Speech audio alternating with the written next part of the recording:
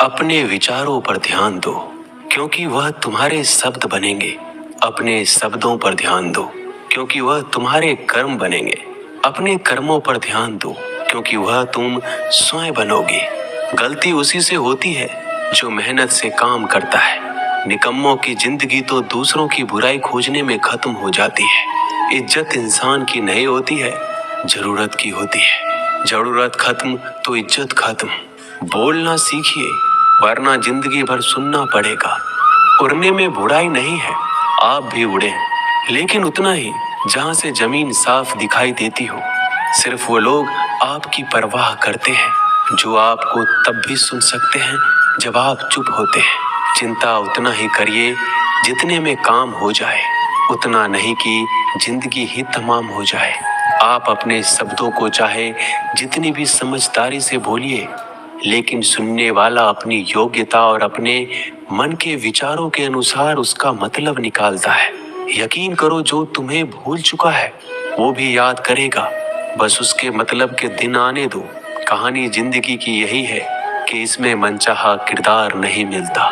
जिंदगी तो अपने दम पर ही जी जाती है। दूसरों के कंधों पे तो सिर्फ जनाजे उठाए जाते हैं।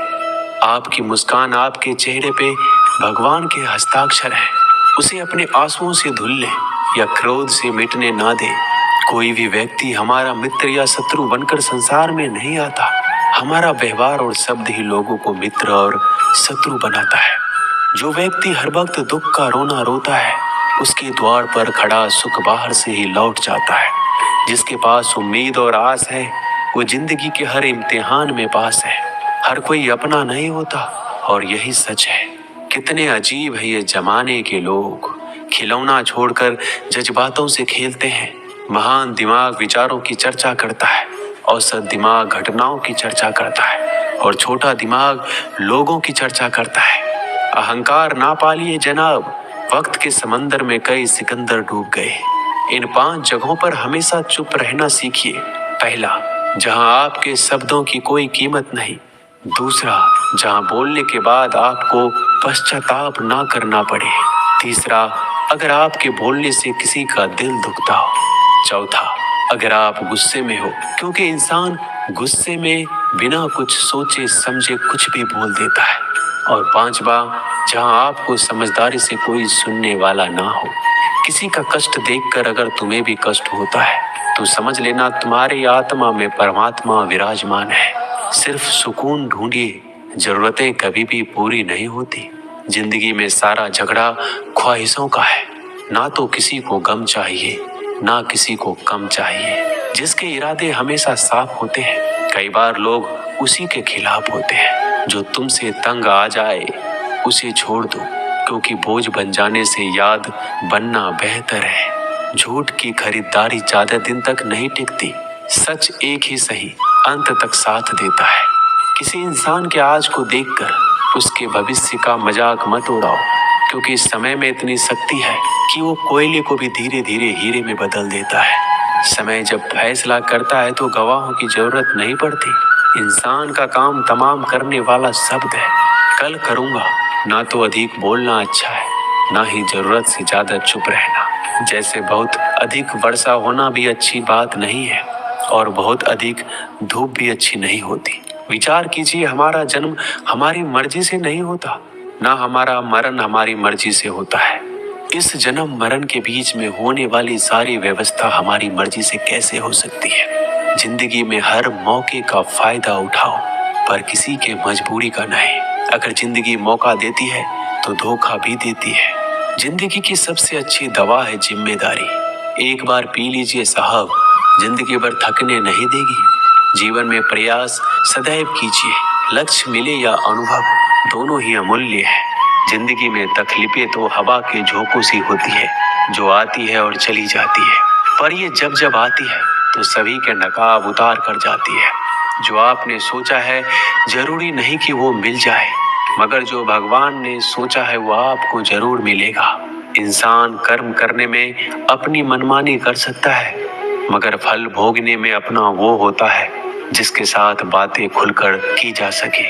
ना कि संभल कर मनुष्य अहंकार और गलतफहमी के कारण महत्वपूर्ण चीजों से दूर रहता है। गलतफहमियां सच नहीं बताती और अहंकार सत्य को देखने नहीं देता।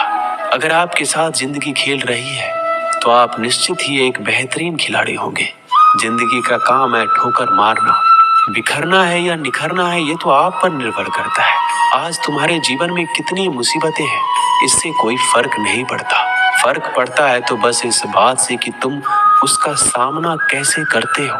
मनुष्य को इस संसार में जो भी मिला है उसमें उसको खुश रहना चाहिए। जो नहीं मिला है उसके लिए दुख नहीं मनाना चाहिए।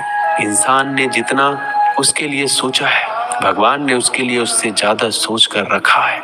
इसलिए कभी भी किसी चीज के बारे में चिंता मत करो। प्रभु श्री राम ने घर में विरोध सहा है, कान्हा ने भी समाज में बहुत सहा है और यह आपके साथ भी होगा। पर अगर इससे आप ऊपर उठोगे तो ही कुछ नाम बनेगा। दूसरों पर निर्भर रहने वाले लोग कभी खुश नहीं रह पाते। इसलिए इस लायक बनिए कि आपकी इच्छाओं का आप स्वयं पूरा कर सके। एक गांव में आग लग गई। आग बढ़ती जा रही थी। गांव वाले अपनी जान बचाने हेतु इधर उधर भाग रहे थे। एक चिड़िया ने इस दृश्य को देखा और अपनी चोंच में पानी भरकर आग बुझाने का प्रयास करने लगा। वो बार बार अपनी चोंच में पानी लाती और आग पर डालती। जब गांव वाले ने चिड़िया को आग पर पानी डालते देखा तो उनमें भी जोश आ गया और बोला, अगर ये चिड़िया प्रयास कर रही है तो हम क्यों नहीं कर सकते। सबने प्रयास किया और आग बुझ गई। ये सब एक कौवा देख रहा था। उसने चिड़िया से कहा कि तेरे पानी डालने से कुछ होना तो था नहीं, फिर ये क्यों कर रही थी। चिड़िया ने कहा, मेरे पानी डालने से कुछ हुआ या नहीं हुआ, लेकिन मुझे गर्व है कि जब इस आग की बात होगी तो मेरी गिनती आग बुझाने वालों में होगी, तेरी तरह तमाशा देखने वालों में नहीं। एक बार एक किसान अपने खेत में काम कर रहा था। खेत में काम करते करते किसान की घड़ी खो गई। कुछ साल पहले ये घड़ी किसान को उसके पिताजी ने दी थी, इसलिए वो घड़ी उस किसान के लिए बहुत कीमती थी। अब किसान सब काम छोड़कर घड़ी ढूंढने लगा, लेकिन बहुत देर होने के बाद भी वो घड़ी नहीं मिली। तभी किसान ने पास में खेल रहे बच्चों को बुलाया और उनसे कहा, बच्चों, इस खेत में मेरी घड़ी गुम गई है। मैं बहुत देर से घड़ी ढूंढ रहा हूँ। तुम में से जो मेरी घड़ी ढूंढने में मदद करेगा मैं उसे एक इनाम दूंगा। इनाम के उत्साह में सब बच्चे उस घड़ी को ढूंढने में लग गए, लेकिन इतने बड़े खेत में छोटी सी घड़ी ढूंढना बहुत ही मुश्किल काम था। कुछ घंटों बाद सब बच्चे जाने लगे। किसान ने भी अपनी उम्मीद छोड़ दी। वो भी घर जाने की तैयारी कर रहा था। आखिर में एक बच्चा किसान के पास आया और बड़े शान से कहा कि सब बच्चे चले गए, बस मुझे थोड़ी देर और घड़ी ढूंढने दीजिए।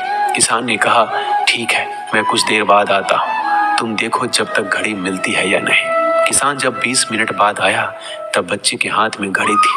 किसान आश्चर्यचकित हो गया और बच्चे से पूछा कि इतना जल्दी तुमको घड़ी कैसे मिल गई। बच्चे ने कहा, सब जा चुके थे। अब इतनी शांति थी कि मैं धीरे धीरे पूरे खेत में घूमकर आवाज सुनने लगा। जैसे ही शांति में मुझे आवाज सुनाई दी वैसे मुझे पता लग गया कि घड़ी कहाँ पर है। दोस्तों, ये कहानी शांत दिमाग का बहुत ही बढ़िया उदाहरण है। जब हमारा दिमाग शांत होता है हर बड़ी चिंता खत्म हो जाती है और आसपास का शोर भी खत्म हो जाता है। तो हमारा दिमाग अपने आप काम करता है और हमें सही दिशा दिखाता है। दोस्तों, इस वीडियो में बस इतना ही। जल्दी मिलते हैं हम और भी ज्ञानवर्धक वीडियो के साथ। धन्यवाद।